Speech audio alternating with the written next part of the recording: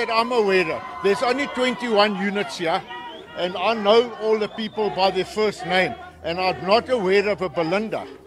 Seqiniswe zokuphepha ngaphandle kwendawo lapho kuhlala khona uBelindar Magor. Amalungu eqembu iAZAPO amfuna phansi phezulu uBelindar ngezinsolo zokucwasa. Abaphathi bendawo banqabile ukuvula amasango ngoba bethi abamazi inhlobo uBelindar. Ongizwile into namhlanje endabeni. Ukhona la. Angimazi yena ukuthi ukumkhomba ngejilo uBelindar akumazi. Anginaso isikhiya. I honestly don't know. I'm not trying to avoid any situation. Do you know anybody by the name of Belinda in this complex? That's what I've come to find out who Belinda is. Yeah. I honestly don't know who Belinda is.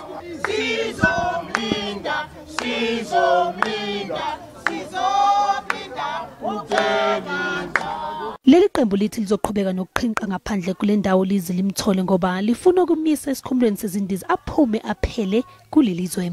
We are here today to send a message to racists that we don't want you to apologize anymore. What we actually want you to do is leave our country.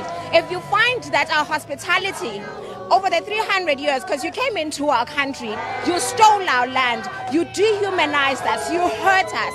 And even after all of that, we didn't drive you to the sea. We gave you space to live. If that is not good enough for you, please take your bags and leave, because we will no longer tolerate it. We will not be coming here and getting sorries from anybody. What we are saying today is that we will drive you to the airport ourselves if we have to. Belinda to degrade us as a black people. We are not black by mistake, we are black by the material condition. Nakuba amalungu eAZAPO ebonisa ngezithombe zakhe uBelindar, kepha abaphathi bendawo bathi abakaze bambone ngisho kwamadala ejudeni. Because we have done our homework before we came here, and we are serious about meeting her.